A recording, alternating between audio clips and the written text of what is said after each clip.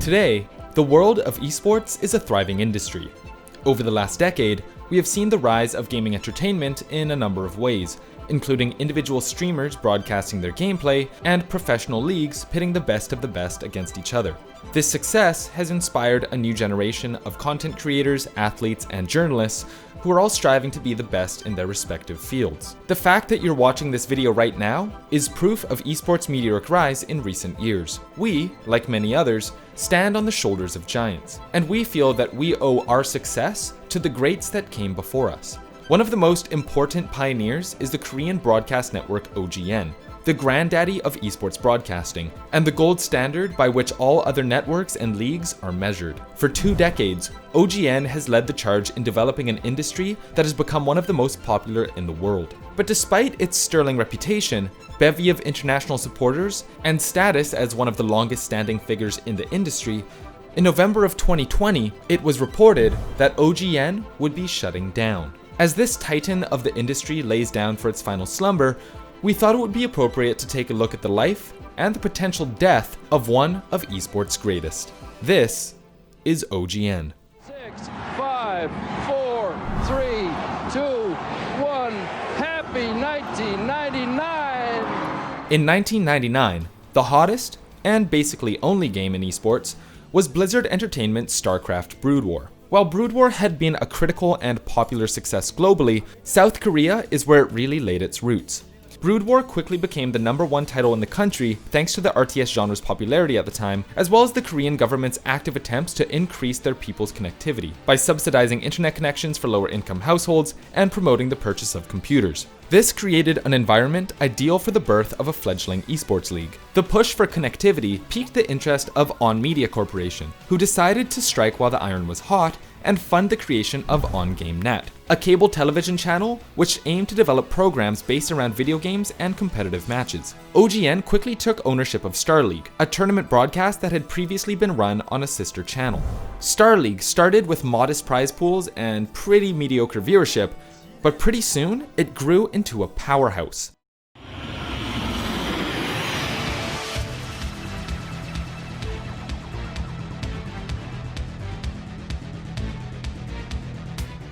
They definitely paved the way in terms of making esports a entertainment product, and they really paved the way in terms of star building and storytelling, rivalries, and tugging on your emotional strings using games and using competition for that. It's not just strictly about competition with OGN. It was about nicknames and relationships, and I think that's kind of what we were able to gain from them as it moved on to the West. The popularity of Brood War continued to grow throughout the next several years, developing into what many call Korea's favorite pastime. And this period would give rise to some of the game's greatest stars, like Lim Ho-hwan, also known as Boxer, Park Sung-joon, or July Zerg, and later Lee Young-ho, better known as Flash. For years, Star League was held up as, quote, the most prestigious tournament in the history of the game. Star League on its own became successful enough that in 2003, OGN created a team-based tournament series dubbed the Pro League. These two became OGN's flagship programs, continually growing and remaining Korea's #1 esports program for over a decade. In 2010, Blizzard Entertainment released their highly anticipated sequel to Brood War, StarCraft II: Wings of Liberty. Many expected this to be another clear boost to OGN, who was at the time considered to be the best in esports broadcasting. But 2 months before the launch of the game, Blizzard Entertainment signed an agreement with GOM-TV, a rival network, to create the global StarCraft II League, or GSL. This, combined with very specific language in the StarCraft II terms of use, effectively froze OGN out of the SC2 esports scene until some agreement with Blizzard or GOM-TV could be reached. Instead of attempting to run both games, OGN secured their Brood War broadcasts for another 2 years. However, in 2012, partially thanks to continued pressure from Blizzard, OGN transitioned both the Star League and Pro League into a StarCraft II only format. This change was met with optimism at first, but soon it became apparent that Blizzard would be tightening their grip on the scene, reducing OGN's ability to have free reign over their broadcast. In 2012, Blizzard launched the World Championship Series as the biggest StarCraft II tournament of the year, and over the next 7 years, continued to change and adjust the way in which WCS qualification points were earned. This placed an increasing strain on the already struggling third-party tournament scene, ultimately leading to OGN discontinuing all StarCraft II related broadcasts in 2014. Fortunately, during this same period, another game was on the rise. A game that ensured that OGN would not die along with their cornerstone tournament series. In March of 2012, shortly after the launch of the Korean servers, OGN hosted their first League of Legends tournament, dubbed the Champions Spring 2012. This tournament ran between March and May and consisted of 16 teams. The structure would be repeated in summer and winter, effectively making a 3-tournament annual circuit, which would maintain this structure throughout 2014. This era would give rise to many of the game's greatest players.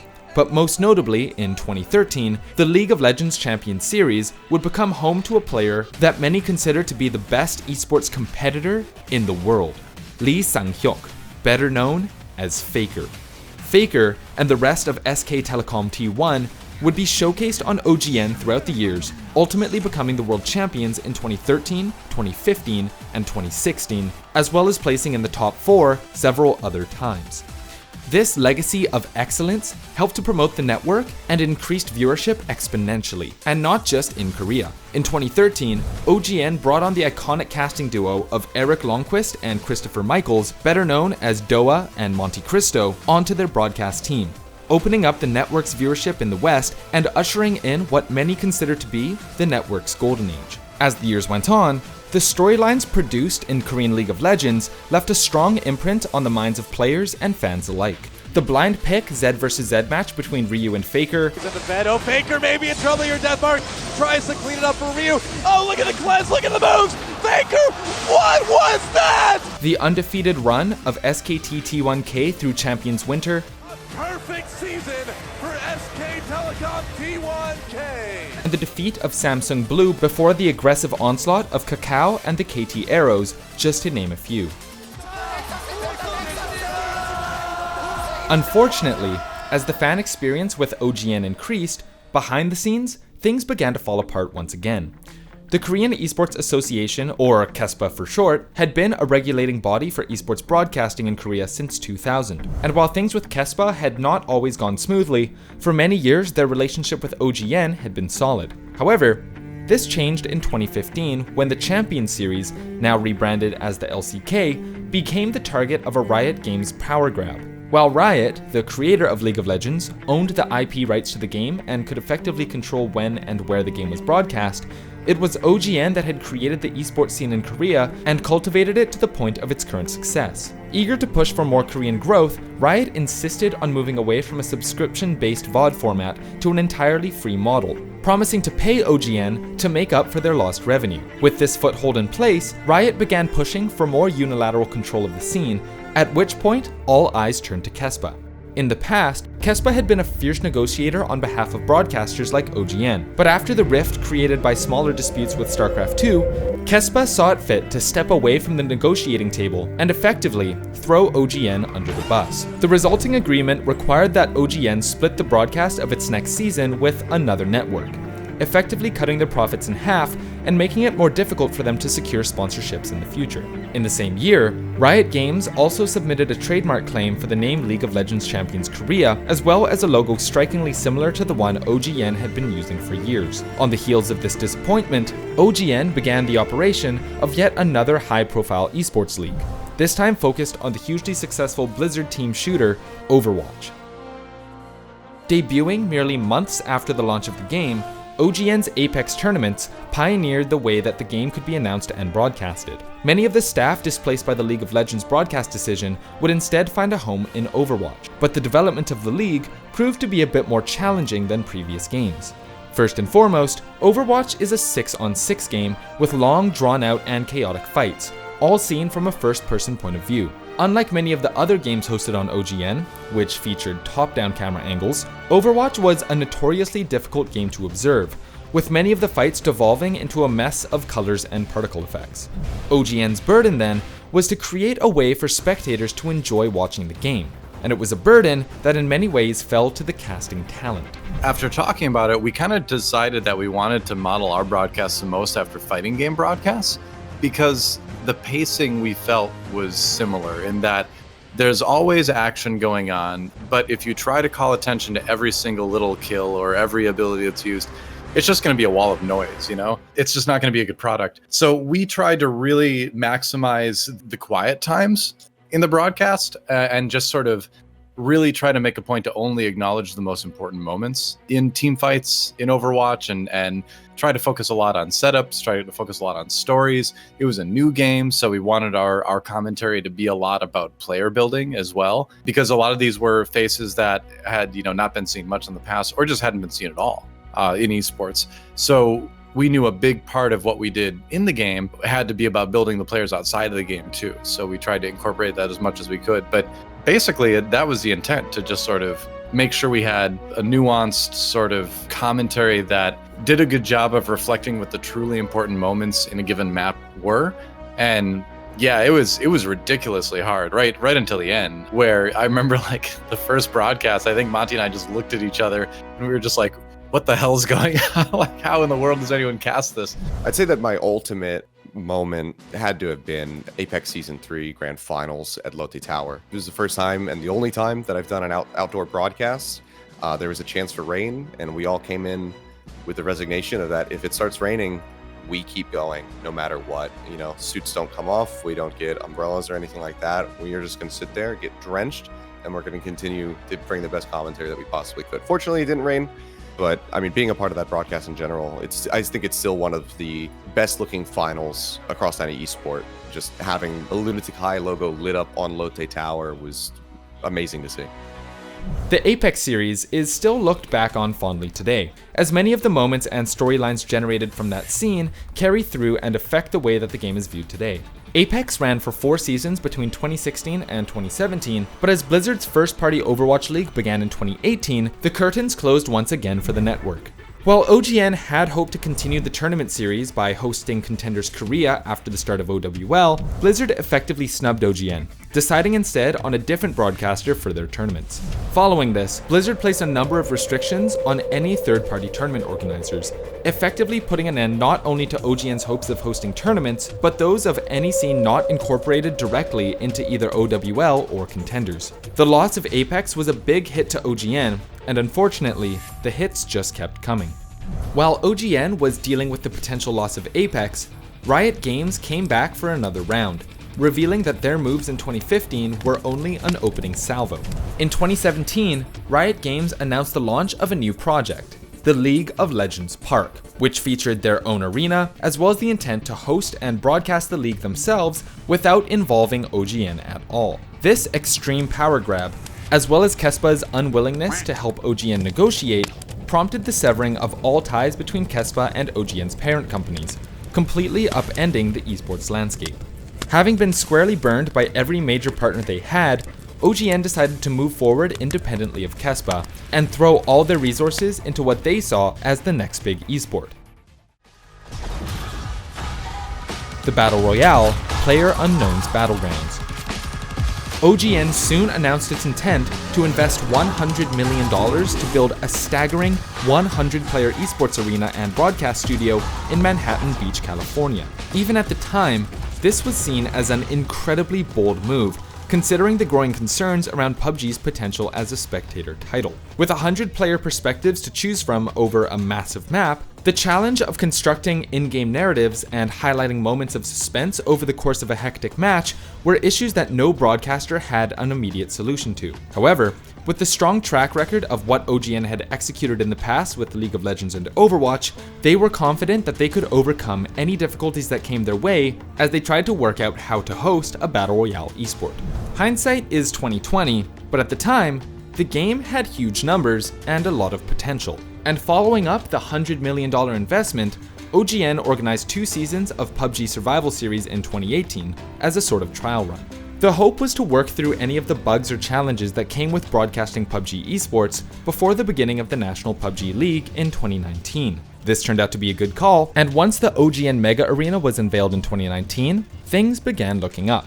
Over the 3-phase course of the regular season, viewership of the NPL steadily increased throughout the year, culminating in the PUBG Global Championships, where over 200,000 people tuned in to see the finale of a hard-fought year. The season was a success, and OGN got to show off its shiny new venue to an incredible audience. However, behind the scenes, things were once again starting to fall apart.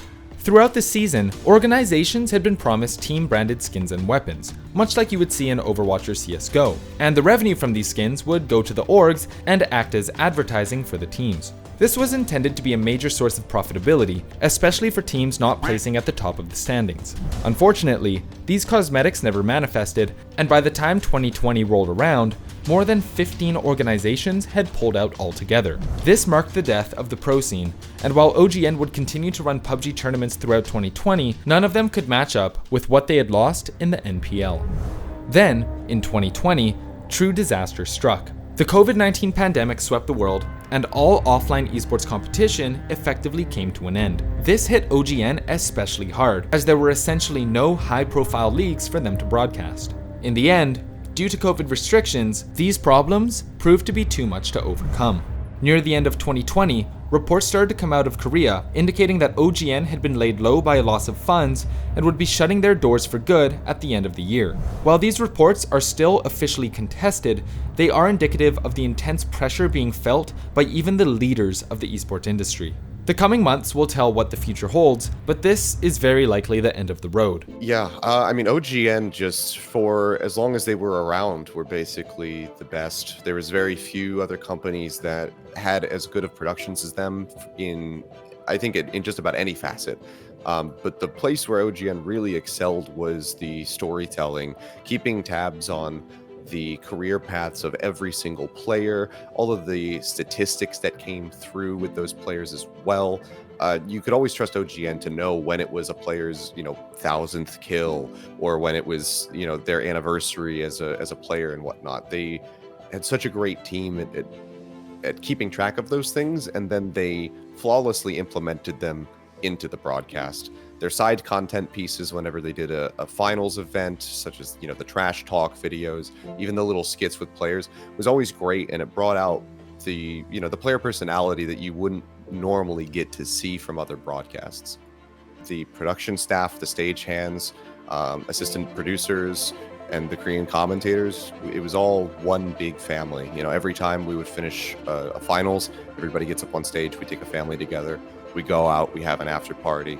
Everybody's shifting around to multiple tables to sit down to talk with each other, and have drinks and just talk about the matches and whatnot. OGN was the best, but I have worked with a lot of other really great production teams over the years as well. It's just the way OGN was able to just so seamlessly blend the two major aspects of esports. One being that there's a legitimate competition and real skill being shown by the players, and that needs to be respected and that needs to be shown, but at the same time it's a video game, and there's an inherent element of silliness to video games, even serious video game competition. And so to blend those two things together so well creates this just wonderful emotional experience where you're having a good time because you're laughing and it's a video game, and there is that little bit of silliness to it, but you have so much respect for what the players are doing and the time they've put in and the effort and the blood and tears and all that kind of stuff.